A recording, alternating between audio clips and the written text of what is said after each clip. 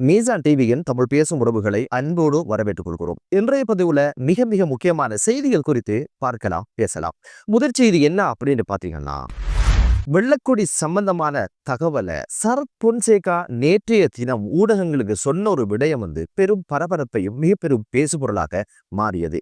அந்த சம்பவம் எப்படி பதிவாகுது அப்படின்னு கேட்டீங்கன்னா, சரத் பொன்சேகா நேற்றைய தினம் ஊடகங்களுக்கு என்ன சொன்னாரு அப்படின்ற விஷயத்த சொல்றதுக்கு முதல்ல வெள்ளக்கொடி சம்பவம் என்ன என்ற ஒரு விஷயத்த நான் முதல்ல பதிவு செய்யணும்.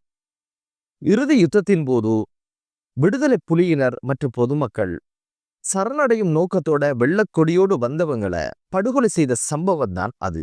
அது மிகப்பெரிய ஒரு பேசுபொருளாக சர்வதேச அளவுல பேசப்பட்ட ஒரு விஷயம். இது குறித்து பொன்சேகா நேற்றைய தினம் ஊடகங்களுக்கு சொன்ன விஷயம் என்ன அப்படின்னு பாத்தீங்கன்னா, இறுதி யுத்தம் அது 2009ஆம் ஆண்டு மே மாதம் 16ஆம் 17ஆம் 18ஆம் திகதி 19ஆம் திகதிகள்ல நடந்த பல்வேறு சம்பவங்கள் குறித்த ஒரு விஷயம் தான் அது. அந்த காலப்பகுதியில சரத் பொன்சேகா சீனாக்கு ஒரு விஜயத்தை மேற்கொண்டு 17ஆம் திகதி தான் நாட்டுக்கு வாராரு. அந்த 17ஆம் திகதி மிக முக்கியமான ஒரு கூட்டம் கொழும்புல மஹிந்த ராஜபக்ஷ, கோட்டபய ராஜபக்ஷ, பசில் ராஜபக்ஷ மற்றும் அமைச்சர்கள், அதிகாரிகள் என்று சொல்லி எரிக் சொல்ஹெய்ம் அவங்களோட ஒரு கூட்டம் தான் அது, ஆலோசனை தான் அது. எரிக் சொல்ஹெய்ம் என்ன சொன்னாரு அப்படின்னு கேட்டீங்கன்னா, இறுதி யுத்தம் என்பதனால தமிழீழ விடுதலை புலியினர் அதே போல பொதுமக்கள் உடனடியாக சரணடைவதற்கான தயாரில் இருக்கிறாங்க. வெள்ளக்கொடியோடு இவங்க வருவாங்க. இவர்கள் மீது துப்பாக்கி பிரயோகமோ படுகொலை எதுவும் நடந்துடக்கூடாது அப்படின்னு ஒரு ரிக்வெஸ்ட்டை முன்வைக்கிறாரு.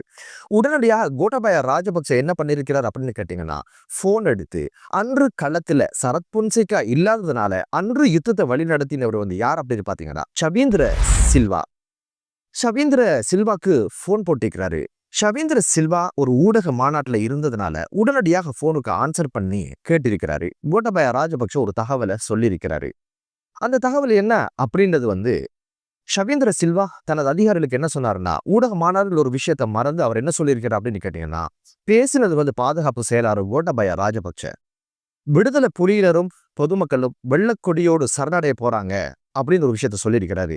அதை கருத்தில் கொள்ள தேவையில்லை, எல்லாரையும் கொண்டு போடுங்க அப்படின்னு ஒரு விஷயத்த அவர் சொன்னதாக சரத் பொன்சேகா நேற்றைய தினம் இந்த கருத்தை சொல்லி இருந்தாரு. இந்த தகவல் அடங்கிய காணொளி ஒளிப்பதிவு என்னிடம் இருக்குது. எதிர்வரும் தினங்கள்ல நான் அதை வெளியிடுவேன் என்ற ஒரு விஷயத்தையும் அவர் நேற்றைய தினம் சொல்லி இருந்தாரு. சரி, இந்த கதை எப்ப தொடங்கிச்சு அப்படின்னு கேட்டீங்கன்னா, 2010ஆம் ஆண்டு மஹிந்த ராஜபக்ஷ அவங்களை எதிர்த்து சரத் பொன்சேகா களத்துல இறங்குறாரு ஜனாதிபதி தேர்தல்ல.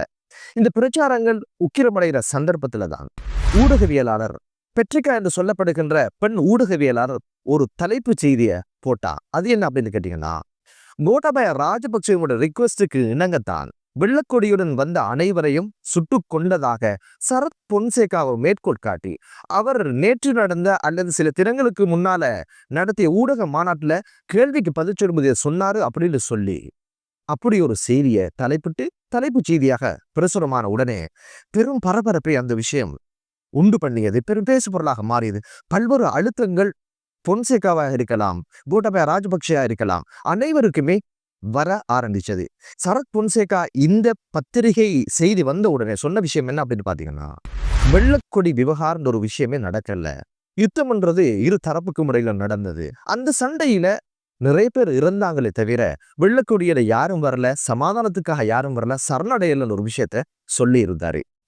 அதே காலகட்டத்துல ரத்னபுர பிரதேசத்துல ஒரு தேர்தல் பிரச்சாரத்துல சொல்லும் போது என்ன சொன்னார் அப்படின்னு கேட்டீங்கன்னா, பாதுகாப்பு அமைச்சின் செயலாளராக இருந்த கோட்டபாய ராஜபக்ச தவறான ஓர்டர்களை கட்டளைகளை பிறப்பிச்சதுனால பல்வேறு விஷயங்கள் நடந்து முடிஞ்சிச்சு. அதுல ஒன்றுதான் வெள்ளக்கொடிகளோட வாரவங்களை சுட்டு கொள்ளுங்க அப்படின்னு ஒரு விஷயத்த சொன்னார்னு ஒரு விஷயத்தையும் அன்றைய காலகட்டத்துல ரத்னபுரையில நடந்த ஒரு கூட்டத்துல சொல்லி இருந்ததும் இப்போது பேசு பொருளாக மாறி இருக்குது. ஷவீந்திர சில்வா சொன்ன ஒரு விஷயம் அப்போதும் சரி இப்போதும் சரி எந்த ஊடகங்கள்லையும் கசியல்ல. அது பத்திரமாக பாதுகாக்கப்பட்டதா அல்லது சரத் பொன்சேகா அளந்து விடுறாரா அப்படின்னு ஒரு விஷயம் இப்போது பேசு பொருளாக மாறி இருக்குது. என்னதான் இருந்தாலும் இப்போது சரத் பொன்சேகா சொல்லுகிற விஷயம் என்ன அப்படின்னு பாத்தீங்கன்னா, இந்த சம்பவம் குறித்து ஷவீந்திர சில்வா பிற அதிகாரிகளுக்கு என்ன சொன்னார் என்ற ஒரு விஷயம் நிச்சயமாக எதிர்வரும் தினங்கள்ல அந்த காணொளிய, அந்த ஒளிப்பதிவை நிச்சயமாக வெளியிடுவேன் என்ற ஒரு விஷயத்த சொல்லியிருக்கிறாரு. பொறுத்திருந்து பார்க்கலாம் அந்த ஒரு விஷயம் எப்படி வந்து முடிய போகுதோ அப்படின்னு ஒரு விஷயம். காரணம் என்ன அப்படின்னு பாத்தீங்கன்னா, வெள்ளக்கொடியோடு வந்தவர்கள் படுகொலை செய்யப்பட்டார்கள் என்ற ஒரு விஷயம் பேசப்படுது. யார் செய்தார்கள், எதற்கு செய்தார்கள், யார் சொல்லி செய்தார்கள் என்ற ஒரு விஷயம்தான் நகராமல் இருக்குது, விசாரணைக்கு உட்படுத்தப்படாமல் இருக்குது என்ற ஒரு விஷயம் தெரியுது. அந்த ஒரு விஷயம் குறித்து இப்போது சரத் பொன்சேகா வாய் திறந்திருக்கிறாரு. பொறுத்திருந்து பார்க்கலாம் இது குறித்து என்னென்ன விஷயங்கள் இடியாக வந்து விழப்போகுது அப்படின்ற ஒரு விஷயம். இங்க வந்து சரத் பொன்சேகா கடந்த சில தினங்களாக பல்வேறு விமர்சனங்களை ராஜபக்ஷர்கள் மீது வைக்கிறத பார்க்க முடியுது. ஏன் அப்படின்னு கேட்டீங்கன்னா, உண்மையிலே பாதிக்கப்பட்டவர் சரத் பொன்சேகா. 2010ஆம் ஆண்டு தேர்தலுக்கு பிறகு இந்த வெள்ளைக்கொடி விவகாரம் சம்பந்தமாக இவர் கருத்து சொன்னார் என்பதனால ராணுவ ரகசியங்களை வெளியிட்டார் என்ற குற்றத்திற்காக சிறையில கடூழிய சிறை தண்டனையும் அனுபவிச்சிருந்தாரு. நிறைய விடயங்களால பாதிக்கப்பட்டாரு.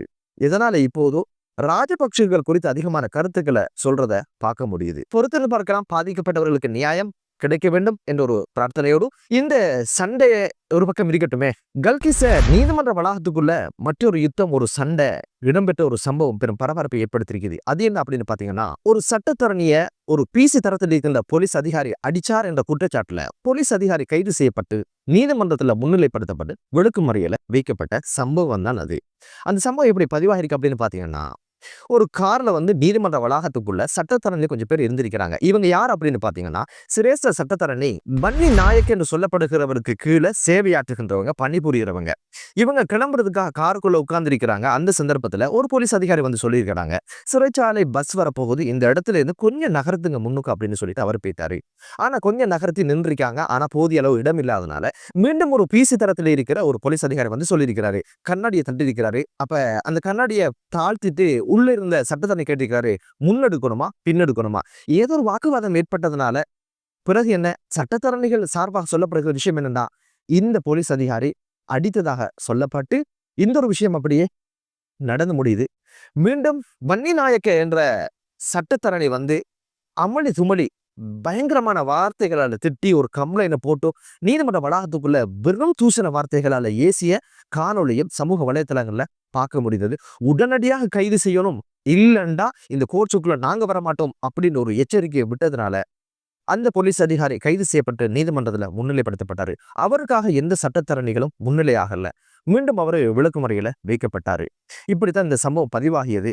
இந்த போலீஸ் அதிகாரி என்ன சொல்றாருன்னா, நான் அமைதியாக போய் விடயத்தை சொன்னேன், நான் அடிக்கலாம் இல்ல, அவங்க தான் எனது கடமைக்கு இடையூறு விளைவிச்சாங்க அப்படின்னு ஒரு விஷயம் சொல்லப்படுது.